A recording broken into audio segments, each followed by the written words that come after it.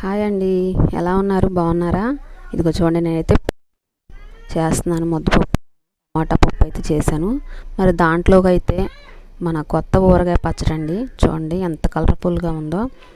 పప్పు మామిడికాయ పచ్చడి ఇష్టపడిన వాళ్ళు ఉండరండి. చూడండి ఎంత చక్కగా ఉందో, అసలు నోరు ఊరిపోతుంది అనమాట చూస్తుంటేనే.